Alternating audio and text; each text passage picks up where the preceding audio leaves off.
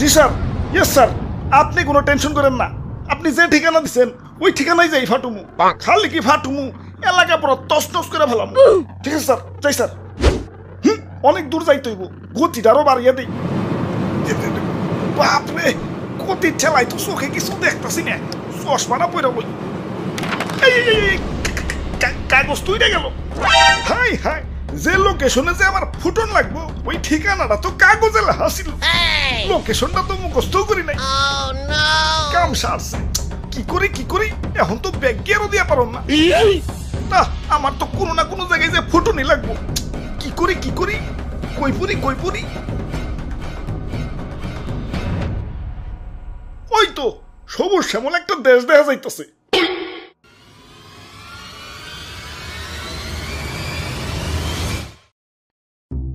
ভাই যাইতে দেন ভাই, দেরি হয়ে যাইতাছে। আব্বে হালায়, তুমি কোন এসে দেখছো? চাঁদা পয়েন্ট, মানে চাঁদা ছাড়া ঢুকতে দন যাবো না। ওরে বাপুরে, ইয়া চাঁদা দেও আর আগে বাড়াও। চাঁদা তুলেন কেন ভাই? এটা তো ঠিক না ভাই। এত কথা না কইয়ে চাঁদা দিয়ে বিদায় হও, পিছে সিরিয়াল লাগছে দেখো না।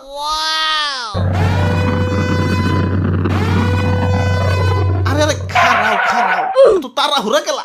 ওই আমার পতাট কেউ না, আমার একটু সামনে গিয়া ফুটতে হইব। কিন্তু সামনে যাইতে হলে যে চাঁদা দেওয়া লাগবো। এই চাঁদা হবাই চাঁদা, এই রাস্তা দিয়ে যেই যাইব তারই চাঁদা দিতে হইব। দেন আপনার চাঁদা দাদা 150 টাকা। 150 টাকা? এই আমার কাছে কোনো টাকা নাই। টেকা না থাকলে তো যাইতে দেন যাবো না। ওই ইমার্জেন্সি ভাই, আমার একটু সামনে যাই ফুটন লাগবো, যাইতে দাও ভাই। না না, চাঁদা ছাড়া তো কোনোভাবেই যাবার দেন যাবো না। কাম সারছে রে, কোন দেশে বললাম? অন্য দেশে ঢুকতে গেলে তো এন্টি মিসাইল সিস্টেমের মুখোমুখি হইতে হয়, এনে তো চাঁদার মুখোমুখি অন লাগতাছে। ওরে বাপুরে, এইটাই আমাকে উন্নত প্রযুক্তির এন্টি মিসাইল সিস্টেম। আরে ভাই বুঝতাছো না, ইমার্জেন্সি ভাই, আমার সামনে যে ফুটন লাগবো।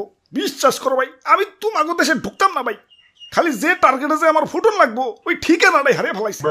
এখন এটাই আমার জীবন, লঞ্চ করার পর আমার ফুটনই লাগবো, যাইতে দাও ভাই। যাও, না করছে কেরা? চাঁদা দিয়ে জেনে মনে হয় হেনে যায় ফুটোগা। খালি শপিং মলটা বাদ দিয়ে, কারণ বাঙালি 99% এখন শপিং মলেই। ওরে বাপুরে, ইয়া চাঁদা দেও আর আগে বাড়াও। চাঁদা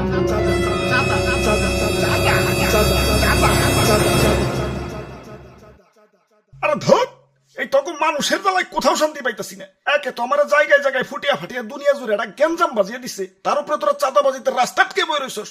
ওই তোরা কি দুনিয়াটার একটু গুছিয়ে গেছে সুন্দর রাখতে পারস না? দুনিয়াটা তো তগই নাকি, তোরাই তো থাকোস, একটু মিলামিশা থাকুন যায় না?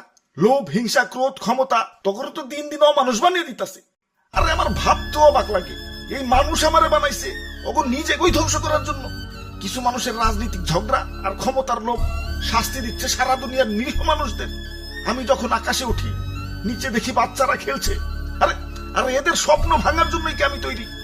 এই সুন্দর পৃথিবীটা তো শুধু রাজনীতিবিদদের জন্য না, এটা সবার। এখানে শান্তিতে বেঁচে থাকার অধিকার সবার। শান্তি বাদ দিয়ে অশান্তি কেন করস তোরা? তোরা মানুষ না, তোরা সবাই অমানুষ হয়ে গেছস। তোরা যদি মানুষই হইতি, মানুষ হয়ে মানুষ মারতে পারতি না। তোরা সেদিনই মানুষ হবি যেদিন আমাকে বানানো বাদ দিয়া পৃথিবীটাকে সুন্দর বানানোর চেষ্টা করবি। তোরা সেদিনই মানুষ হবি যেদিন আমাকে বানানো বাদ দিয়া নিজের ভাইদেরকে বুকে টেনে নিবি। আরে এত কথা কিসের? ইনি কি সিনেমা দেখতে বইছি? ভালোই চাঁদা দিয়ে যাও, চোখের সামনে থেকে সরো। জ্ঞান দিতে আইছে।